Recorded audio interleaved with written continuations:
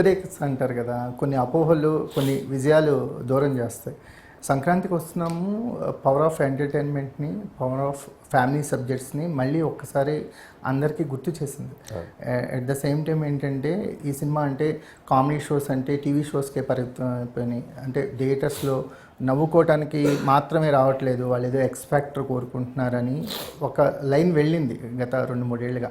లేదు, ఎంటర్టైన్మెంట్తో కూడా మనం ఆడియన్స్ని సాటిస్ఫై చేయొచ్చు, వాళ్ళు మన మూవీని సెలబ్రేట్ చేసుకుంటారు, మనకి ఇంత రెవెన్యూ జనరేట్ చేయొచ్చు అని అగైన్ యూ ప్రూవ్డ్. ఇది ఒక రకంగా సంక్రాంతికి వస్తున్న మీ కెరీర్కే కాదు, ఇండస్ట్రీకి కూడా కొన్ని పాఠాలు నేర్పింది అనిపిస్తుంది. సో అంటే ఇది నేను అంటే కంప్లీట్గా పాఠాలు నేర్పడం అనేది అంటే మర్చిపోయి గుర్తు చేయడం రిమైండర్ లాగా. అంటే ఈ జోనర్లో మనం సినిమాలు తీయాలి అనే ఒక రూట్, ఈ జోనర్స్ కూడా మనం బతుకుని ఈ జోనర్స్ కూడా మనం చేస్తే ఇంకా నంబర్స్ ఎక్కువ చూడొచ్చు. లెస్ ఇన్వెస్ట్మెంట్, మోర్ ప్రాఫిట్స్ అనే ఒక ఇది తప్ప. చేయండి కుమార్ గారు, నేను అదే మొన్న మన డిస్ట్రిబ్యూటర్స్ కూడా కొద్దిగా ఎక్స్టెంపోలో కొన్ని మాటలు మాట్లాడారు.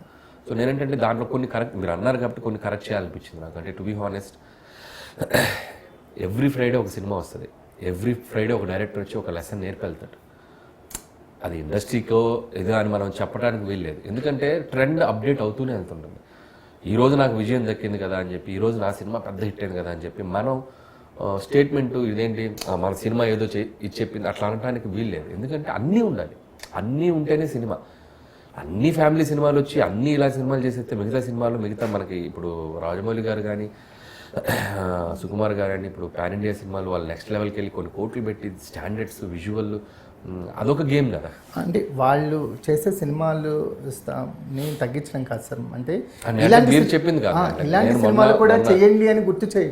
అది నేను అది కరెక్ట్, నేను కోట్ చేయట్లేదు. నేను మొన్న జరిగింది మన డిస్ట్రిబ్యూట్ మీట్ లో జరిగిన కొన్ని సార్, వాళ్ళు రూపాయి పెట్టి 10 రూపాయలు వచ్చే ఆనందం ఉంటుంది. అదే నేను అది చిన్న అంటే దాని వల్ల ఏంటంటే చిన్న కరెక్ట్ చేయాలనిపించింది. అంటే మన వాళ్ళే మన హ్యాపీనెస్ లో చెప్పారు తప్ప ఎదుటి వాళ్ళ హర్ట్ చేసేటట్టు ఉండకూడదు. సో నేను చెప్పాలనుకుంది ఏంటంటే సినిమా అంటే every maker have one vision ఉంటుంది. వాళ్ళు వాళ్ళ విజన్కి తగ్గట్టే సినిమా తీయగలరు. సో ఎవరిని తగ్గించకూడదు, మనం ఎవరిని చేయకూడదు. సో అది నేను చెప్పాలనుకుంటున్నాను. ఎందుకంటే ఈ ఫ్రైడే నాది, ఈ సంక్రాంతి నాది. So next Friday, next Sankranti, లేకపోతే నెక్స్ట్ ఫెస్టివల్ ఇంకొకరు. So we have to accept their victory. వాళ్ళు ఆ టైంకి ఇచ్చిన విజయం తాలూకు ఏం నేర్చుకుని మనం ముందుకెళ్ళాలి. సార్ మాకు యానిమల్ కావాలి, సంక్రాంతికి వస్తున్నాము కావాలి. సో దేన్ని తగ్గించడం కాదు. అది నేను క్లారిటీ ఇవ్వాలనుకుంది ఏంటంటే అది నాకు మొన్న అనిపించింది, మొన్న అక్కడ చెప్పలేకపోయింది ఎందుకంటే వాళ్ళ ఆనందంలో ఉన్నారు కాబట్టి. సో వాళ్ళు చెప్పాలనుకున్నది ఏంటంటే ఇలాంటి సినిమాలు తీస్తే బాగుండు అని చెప్పాలనుకున్నది కొద్దిగా అవుట్ ఆఫ్ ద వే వెళ్ళి కొద్దిగా కన్వే చేయడం వేరేలా వెళ్ళింది.